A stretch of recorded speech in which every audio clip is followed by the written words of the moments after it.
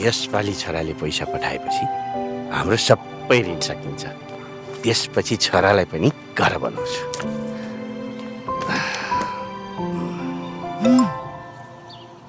भन्दा भन्दै छोराले पैसा पनि पठायो। ढोक्करे बुवा भाग्यमानी भएस। पैसा आयो नि? त्यही आएको भएर त कल गरेको नि। हेर तैँले अहिले भर्खरै सिटी एक्सप्रेसबाट पठाएको पैसाले अब हाम्रो ऋण सकिन्छ छोरा। अब त पनि घर आइज बाबु। होइन किन केही बोल्दैनस्? त नेपाल आउँदैनस् छोरा? हाम्रो ऋण पो सक्यो त बुवा, तर अझै कमाउन सक्यो भने अलिक सजिलो हुन्छ। त्यसैले म त 2-4 वर्ष अझै यतै बस्छु बुवा। अझै 2-4 वर्ष? अनि तेरो यो बुढे बाउलाई अझै एक्लै पार्छस्?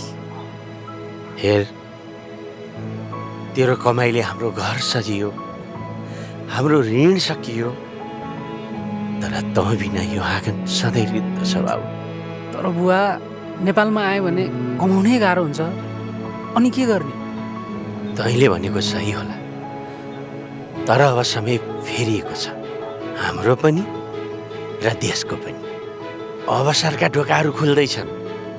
मलाई तेरो पैसा मात्र होइन बाबु, मेरो बुढेसकालको सहारा र यो देशलाई तँ जस्तो तन्नेरी चाहिएको छ। म छिटै फर्किन्छु बुवा।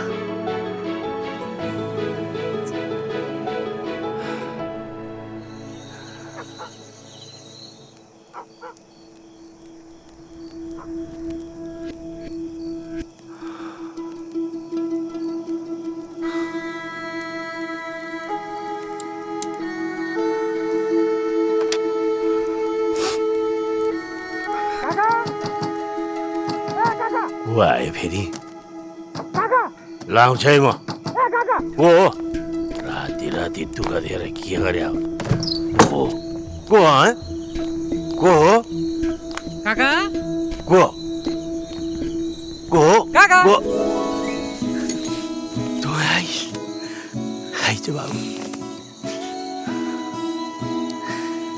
म फर्केँ बुवा, अब यहीँ केही गर्छु। राम्रो गरिस् बाबु।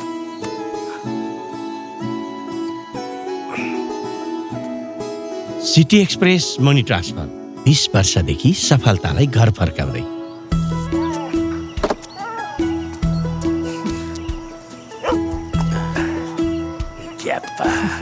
यो चाहिँ त्यसलाई त राख्नुपर्छ।